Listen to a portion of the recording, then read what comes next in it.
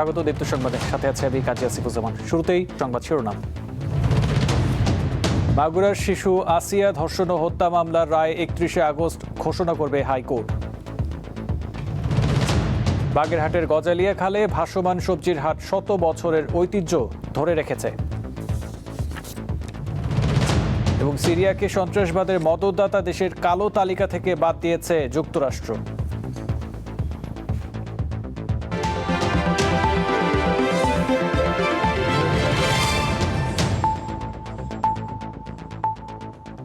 এবারে বিস্তারিত। বহুল আলোচিত মাগুরার 8 বছরের শিশু আসিয়া ধর্ষণ ও হত্যা মামলায় আসামি হিটু শেখের ডেথ রেফারেন্স ও আপিলের রায় পিছিয়ে 31 আগস্ট ধার্য করেছে হাইকোর্ট। বিচারপতি বিশ্বদেব চক্রবর্তী ও বিচারপতি কে এম রাশেদুজ্জামান রাজার বেঞ্চে আজ রায় হওয়ার কথা ছিল। গত বছরের 5 মার্চ রাতে মাগুরা শহরের নিজ নান্দুয়ালি এলাকায় বোনের বাড়িতে বেড়াতে গিয়ে ধর্ষণের শিকার হয় শিশুটি। বোনের শ্বশুর হিটু শেখ মেয়েটিকে ধর্ষণের পর হত্যারও চেষ্টা চালান। পরে চিকিৎসাধীন অবস্থায় ঢাকার সম্মিলিত সামরিক হাসপাতালে আসিয়ার মৃত্যু হয়। মাত্র 13 কার্যদিবসে শেষ হওয়া আলোচিত এই মামলার বিচারিক কার্যক্রম। প্রধান আসামি হিটু শেখকে মৃত্যুদণ্ড দেয় মাগুরার নারী ও শিশু নির্যাতন দমন ট্রাইব্যুনাল। একই সঙ্গে তাকে 1 লাখ টাকা জরিমানা করা হয়। খালাস দেওয়া হয় 3 আসামিকে। রায়টা হওয়ার কথা ছিল, এই রায়টা আজকে হবে না, এটা আগামী মানডেতে হওয়ার কথা। আজকে পিছানো হলো, এখানে লার্নেড অ্যাটর্নি জেনারেল সাহেব বোধহয় অ্যাপিয়ার করবেন, এই কারণে ডেটটা শিফট করেছেন। দেশের 9টি অঞ্চলে আজ বৃষ্টি অথবা বজ্র বৃষ্টি এবং দমকা বা ঝোড়ো হাওয়া বয়ে যেতে পারে। আবহাওয়ার পূর্বাভাসে বলা হয়েছে, রংপুর, ময়মনসিংহ, খুলনা, বরিশাল, পটুয়াখালী, নোয়াখালী, চট্টগ্রাম, কক্সবাজার ও সিলেট অঞ্চলের ওপর দিয়ে দক্ষিণ বা দক্ষিণ পূর্ব দিক থেকে ঘন্টায় 45 থেকে 60 কিলোমিটার বেগে বৃষ্টি বা বজ্র বৃষ্টি সহ অস্থায়ীভাবে দমকা বা ঝোড়ো হাওয়া বয়ে যেতে পারে। এ কারণে এসব এলাকার নদীবন্দরকে 1 নম্বর সতর্কতা সংকেত দেখাতে বলা হয়েছে।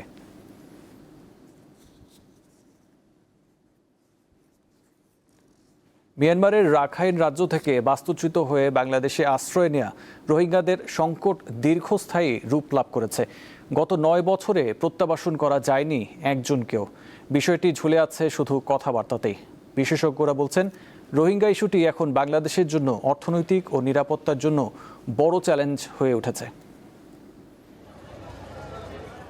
2017 সালের 25 আগস্ট মিয়ানমারের রাখাইন সেনা অভিযানের মুখে প্রাণ বাঁচাতে বাংলাদেশে অনুপ্রবেশ ঘটে লাখ লাখ রোহিঙ্গার। সেই সংকট 1 দশকে পা দিলেও প্রত্যাবাসনের পথ এখনও অনিশ্চিত। কক্সবাজার ও ভাসানচর মিলিয়ে বাংলাদেশে এখন কমপক্ষে 12 লাখের বেশি রোহিঙ্গার বসবাস। বিশ্বের সবচেয়ে বড় শরণার্থী শিবিরে জন্ম নিয়েছে নতুন একটি প্রজন্ম, যারা কখনো মিয়ানমার দেখেইনি। তাদের দীর্ঘমেয়াদী অবস্থানে বাড়ছে নিরাপত্তা উদ্বেগ।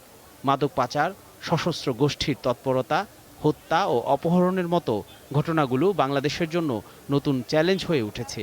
রোহিঙ্গাদের কারণে যেহেতু সীমান্ত কিছুটা উন্মুক্ত, এখানে মাদকের চোরাচালান বাড়ছে।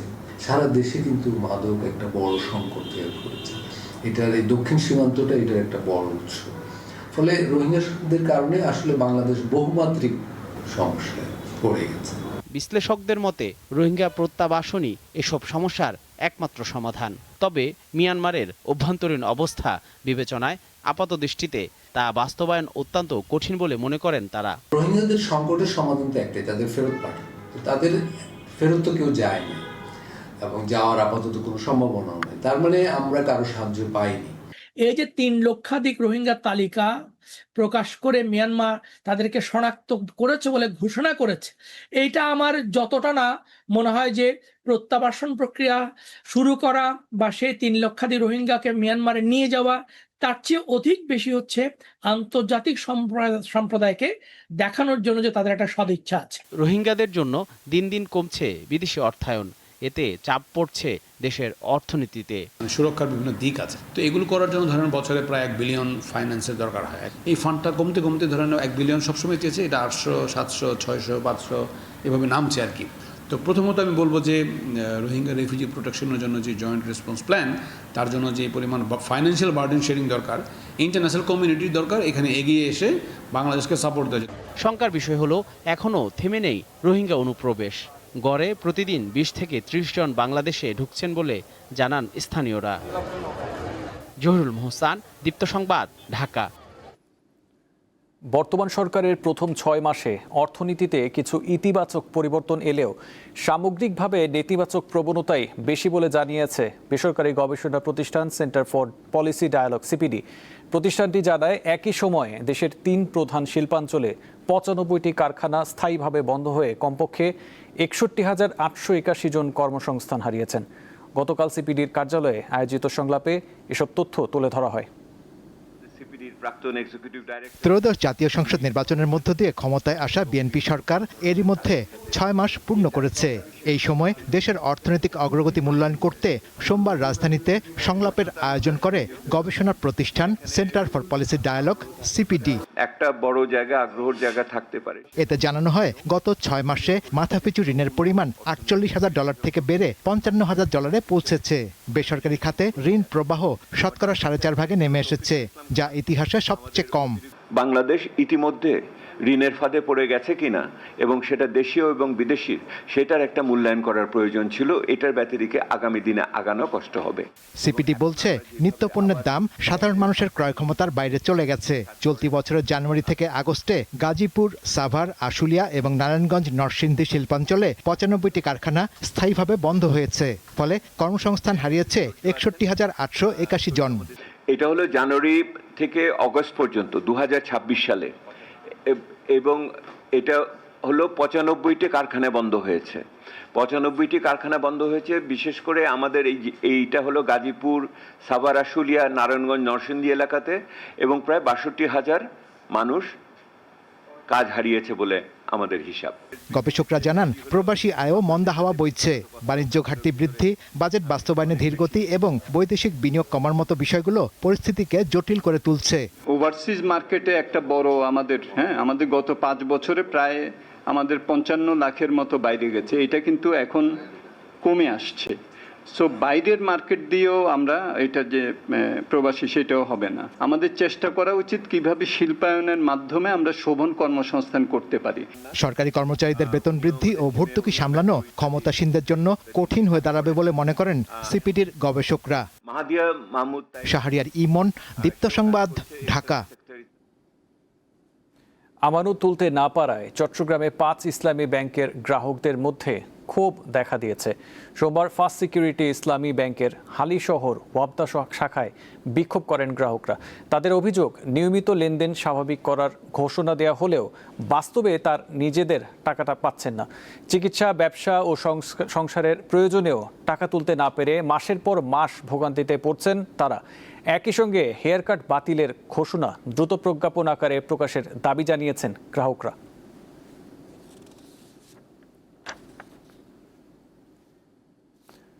কোনো স্থায়ী জমি বা ঘরবাড়ি নেই। জন্ম থেকে মৃত্যু পর্যন্ত ছোট একটি নৌকাই তাদের একমাত্র ঠিকানা। ভাসমান এই জনগোষ্ঠীর নাম মান্তা। নদী ভাঙ্গন ও চরম দারিদ্র্যের কারণে জমি হারিয়ে তারা প্রজন্ম ধরে নৌকায় থেকেই মাছ শিকার করে জীবিকা নির্বাহ করে আসছে। নৌকার এই সংগ্রামী জীবনের গল্প ভোলা সদরের ধনিয়া ও রাজাপুরের। ভাবুন তো, এমন একটি ঘর যার নিচে কোনো মাটি নেই, ঝড় বাতাস এলেই দুলছে। আমার পেছনে আপনারা লক্ষ্য করছেন সারি সারি নৌকা। এই নৌকাগুলো দূর থেকে দেখে মনে হবে মাছ ধরার নৌকা, কিন্তু না, এগুলোতেই এক একটি পরিবারের স্বপ্ন, এক একটি পরিবারের ঘর। এই ঘরেই এই মানুষগুলোর বসবাস, রান্না, খাওয়া দাওয়া, ঘুম সবই এতে। নানা প্রতিকূলতার মধ্যে দিয়েই কাটছে তাদের সংগ্রামী জীবন।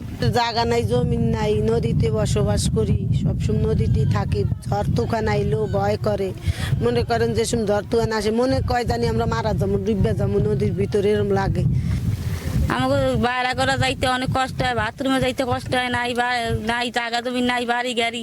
বাচ্চা বুচ্চা দেখা গেছে অনেক সময় পড়িয়া নদীতে অ্যাক্সিডেন্ট হয়ে যায়। আমরা গাঙ্গে গেলে খাইতে পারি, গাঙ্গে না গেলে আমাকে পেট খিদার মানুষ, আমরা চলতে পারি না, ঠিক আছে।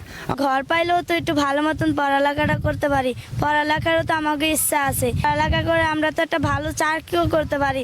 আমরা কি জেলে দেখে কি আমাকে পড়ালেখার ইচ্ছা নাই? যে সরকার বর্তমান রানিংয়ে চলতেছে, আশা করি সে স্বপ্ন পূরণ করতে পারবে। নদীতেই জীবন, নদীতেই জীবিকা।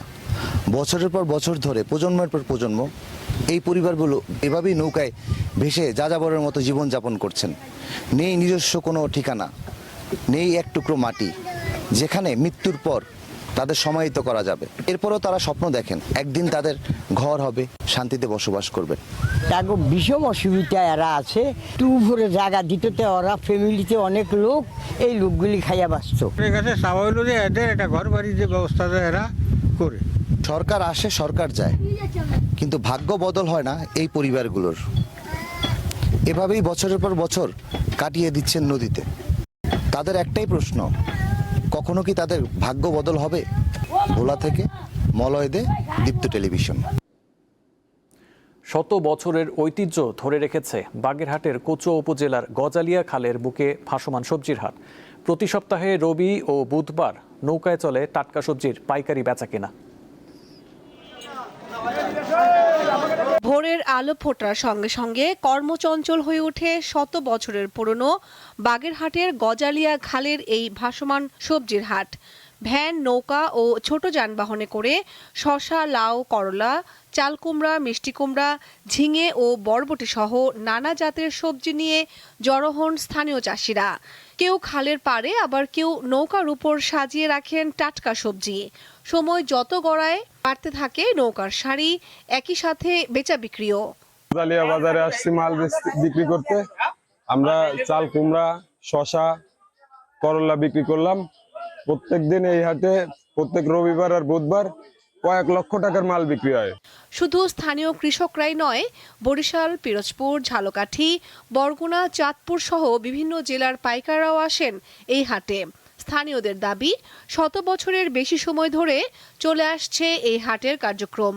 বহুত আগের হাট, আমরা হাট দেখে এসেছি, বাপ দাদারও মাল জিনিস বিক্রি করে গেছে এই বাজারে। তবে ঐতিহ্যবাহী ও সম্ভাবনাময় এই হাটে রয়েছে নানা সমস্যা। বিশেষ করে ভাঙাচোরা সড়ক ও অনুন্নত যোগাযোগ ব্যবস্থার কারণে কৃষক ও ব্যবসায়ীদের দুর্ভোগ পোহাতে হয়। খালের পাশ থেকে একটা রাস্তা ছিল, যে রাস্তাটা এখন আসলে দখল হয়ে গেছে।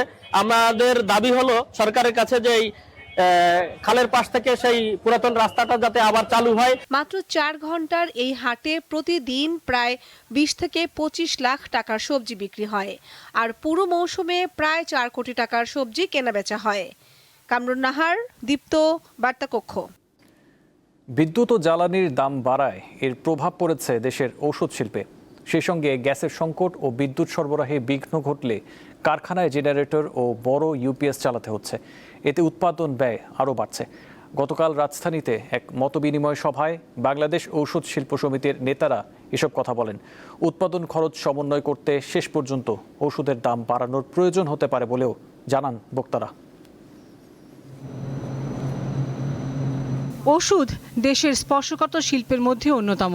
কাঁচামাল থেকে উৎপাদন এবং ভোক্তার কাছে পৌঁছানো পর্যন্ত বিভিন্ন ধাপে এর গুণগত মান নিয়ন্ত্রণ বাধ্যতামূলক। ঘরের চাহিদা মিটিয়ে এখন বিভিন্ন দেশে যাচ্ছে বাংলাদেশের ওষুধ। সম্প্রতি কাঁচামাল আমদানি, ডলারের মূল্য বৃদ্ধি এবং সেই সঙ্গে যুক্ত হওয়া জ্বালানি সংকট এই শিল্পকে ক্ষতিগ্রস্ত করছে।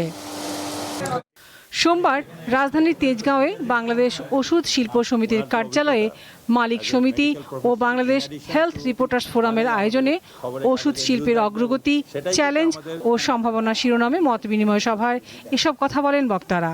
বিদ্যুতের অভাব আমরা ফিল করছি না তা না, কিন্তু আমরা যেহেতু সবাই জেনারেটর ব্যবহার করি, আমরা ডিজেল যেহেতু পর্যাপ্ত পাচ্ছি, আমরা ওটা পুষিয়ে নিচ্ছি, আমাদের কস্ট বাড়তেছে, এটা নিয়ে কোনো ডাউট নেই। বক্তারা বলেন, 1982 সালের পরে দেশের ওষুধ শিল্পের বিকাশে নানা পদক্ষেপ নেওয়া হয়েছে। তারপরও গত কয়েক বছরে বেশ কয়েকটি প্রতিষ্ঠান ক্ষতির মুখে পড়েছে। গত 3 বছরে আমাদের ফার্মাসিউটিক্যাল ইন্ডাস্ট্রি গ্রো করে নাই, কিন্তু আমাদের ইনফ্লেশন হয়েছে, আমাদের ডলারের এক্সচেঞ্জ রেটের চেঞ্জ হয়েছে, মানুষের জীবনযাত্রা ব্যয় বেড়েছে, কিন্তু সেই তুলনায় ওষুধের কোনো ডেভেলপমেন্ট হয় নাই। দেশে যে ওষুধ কোম্পানিগুলো আছে, এই কোম্পানিগুলোর ভিতরে আমরা দেখেছি নেগেটিভ গ্রোথ আছে 64টা কোম্পানির। অত্যাবশ্যকীয় ওষুধের তালিকা অবশ্যই থাকতে হবে, সেটা 117 না। প্রতিনিয়ত মানুষের ডিজিজ প্যাটার্ন বদলাচ্ছে, নতুন ঔষধ আসতেছে। সরকার কিন্তু তার সিস্টেমের ভিতর দিয়েই ইডিসিআর এসেনশিয়াল ড্রাগস যে কোম্পানি বানায় সেটা যেহেতু জনগণকে দিতে হবে বিনামূল্যে, সেই জন্য ওনারা বানানোর ব্যবস্থা করে রাখছে। এখন সেই তালিকাটা তৈরি করে তুমি ইডিসিআর এর মাধ্যমে বানায়া তুমি জনগণকে দাও, আমাদের তো কোনো আপত্তি নাই। দেশের ওষুধ শিল্প যাতে কোনোভাবেই আমদানি নির্ভর না হয়ে পড়ে সেদিকে সংশ্লিষ্টদের খেয়াল রাখার আহ্বান জানান বক্তারা। এসেনশিয়াল ড্রাগ লিস্ট বলে আমরা যদি সেটাকে প্রাইস কন্ট্রোলের আওতায় নিয়ে আসার চেষ্টা করি, তখনই কিন্তু এই বৈকটত্ব চলে আসে। লাবণী গুহ, দীপ্ত সংবাদ, ঢাকা। এবারে আন্তর্জাতিক প্রসঙ্গ। সিরিয়াকে সন্ত্রাসবাদের মদতদাতা দেশের কালো তালিকা থেকে আনুষ্ঠানিকভাবে বাদ দিয়েছে যুক্তরাষ্ট্র। পাশাপাশি হায়াত তাহরির আল শামকে দেয়া বৈশ্বিক সন্ত্রাসী গোষ্ঠীর তকমাও প্রত্যাহার করেছে ট্রাম্প প্রশাসন। দীর্ঘ 47 বছর যুক্তরাষ্ট্রের কালো তালিকায় ছিল সিরিয়া। এর মধ্যে দিয়ে সিরিয়ায় বেসরকারি খাতে বিনিয়োগ এবং বৈশ্বিক অর্থনীতিতে দেশটির পুনরেকত্রীকরণের পথে থাকা বাধা দূর হয়েছে। আন্তর্জাতিক সন্ত্রাসবাদ থেকে নিজেদের পুরোপুরি দূরে রাখতে সিরিয়া সরকারের ইতিবাচক পদক্ষেপের স্বীকৃতিস্বরূপ এই সিদ্ধান্ত নেওয়া হয়েছে বলে জানিয়েছেন যুক্তরাষ্ট্রের পররাষ্ট্রমন্ত্রী মার্কো রুবিও। এই সিদ্ধান্তের ফলে সিরিয়ার ওপর থেকে সব ধরনের রপ্তানির নিষেধাজ্ঞা উঠে যাবে।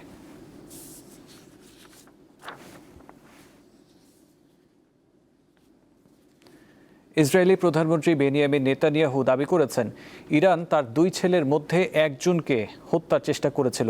তবে এই দাবির পক্ষে কোনো প্রমাণ বা বিস্তারিত তথ্য দেননি তিনি।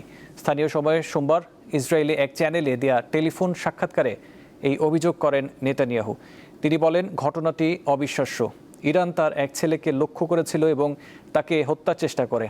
তবে তার কোন ছেলেকে লক্ষ্য করা হয়েছিল, কখনো কোথায় এই ধরনের চেষ্টা করা হয়েছিল, বিস্তারিত কিছু জানায়নি নেতানিয়াহু। তার 2 ছেলে ও 1 মেয়ে রয়েছে।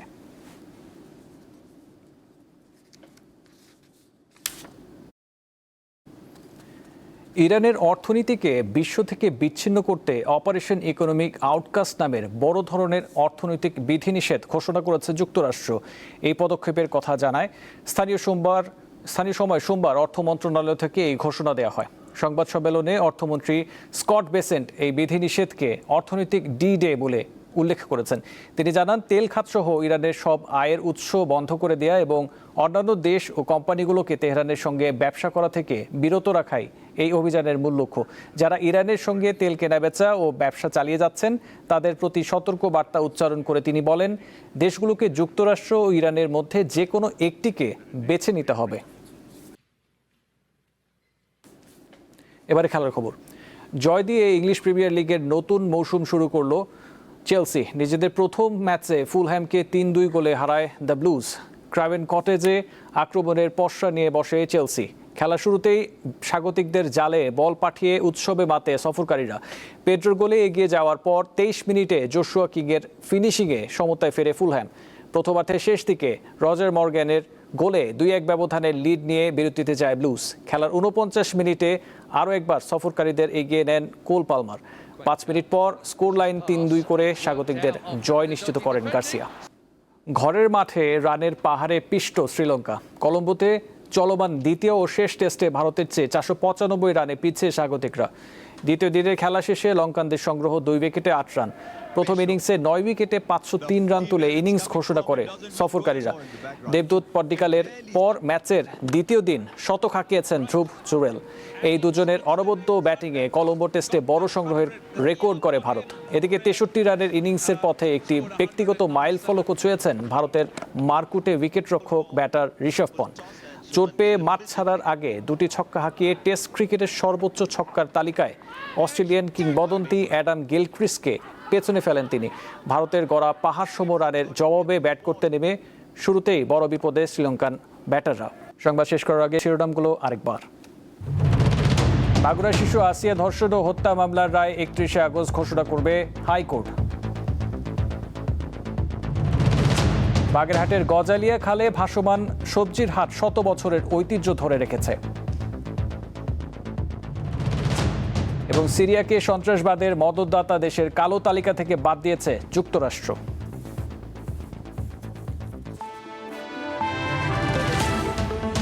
এই ছিল এখনকার মতো। পরবর্তী সংবাদ 2টায় দেখার আমন্ত্রণ রইল। এছাড়াও তথ্য বিনোদনের খবর পেতে চোখ রাখুন দীপ্ত টিভি ডিজিটাল প্ল্যাটফর্মগুলোতে। ধন্যবাদ।